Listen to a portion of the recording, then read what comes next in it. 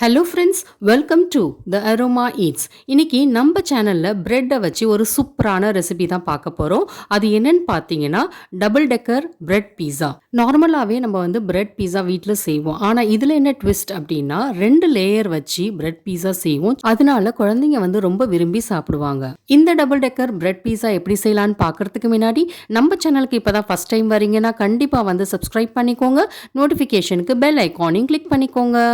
இந்த பீஸா செய்கிறதுக்கு நான் ப்ரௌன் பிரெட் தான் எடுத்திருக்கேன். ஒரு 8 பிரெட்டு தேவைப்படும் இதுக்கு. நீங்கள் ஒயிட் பிரெட் வேணும்னாலும் எடுத்துக்கலாம். இப்போ பிரெட்டோட சைட்ஸ் எல்லாம் கட் பண்ணி எடுத்துருங்க.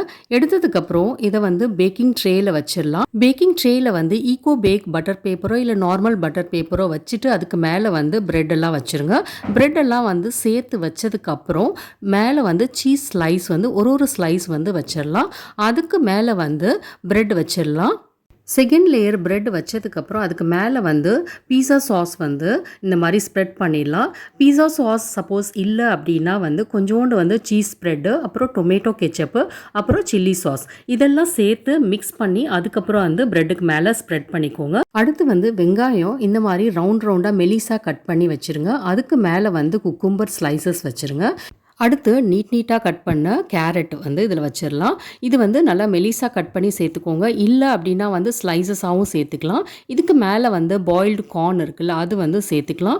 அடுத்து திருகின முட்டைக்கோஸ் சேர்த்துடலாம். இது நல்லா மெலிசாவே கட் பண்ணி சேர்த்துக்கோங்க. இல்லைனா கேரட் சீவுறதில் சீவி சேர்த்துக்கலாம். அடுத்து இதுக்கு மேலே ரவுண்டாக கட் பண்ண, இல்லை அப்படின்னா குட்டி குட்டியாக கட் பண்ண தக்காளி சேர்த்துக்கலாம். இதுக்கு மேலே உங்களுக்கு விருப்பமான சீஸ் எவ்வளோ வேணுமோ அதை திருகி அதையும் சேர்த்துக்கலாம்.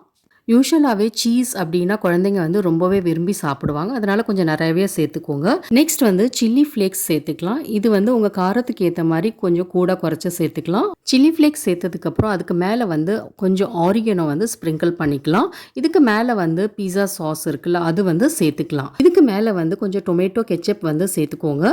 இப்போ நம்ம ப்ரீஹீட் பண்ணிடலாம் ஓவனை. ஓவன் ஒரு 180 டிகிரி செல்சியஸில் 3 மினிட்ஸ் ப்ரீஹீட் பண்ணிவிடுங்க. இப்போ இந்த பிரெட் பீஸாவை பேக் பண்ணிடலாம். ஒரு 10 to 12 மினிட்ஸ் 180 டிகிரி செல்சியஸில் பேக் பண்ணதுக்கப்புறம் பார்த்தீங்கன்னா இந்த மாதிரி இருக்கும். இதை உங்களுக்கு விருப்பமான ஷேப்ஸில் கட் பண்ணி எடுத்துக்கலாம்.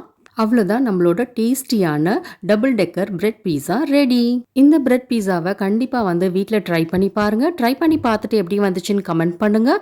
இந்த ரெசிபி உங்களுக்கு பிடிச்சிருந்துச்சுன்னா லைக் பண்ணுங்கள். உங்கள் ஃப்ரெண்ட்ஸ் அண்ட் ஃபேமிலிஸோட ஷேர் பண்ணுங்கள். என்னோட சேனலை இது வரைக்கும் சப்ஸ்கிரைப் பண்ணலன்னா சப்ஸ்கிரைப் பண்ணிக்கோங்க. நோட்டிஃபிகேஷனுக்கு பெல் ஐக்கானையும் கிளிக் பண்ணிக்கோங்க. தேங்க்யூ.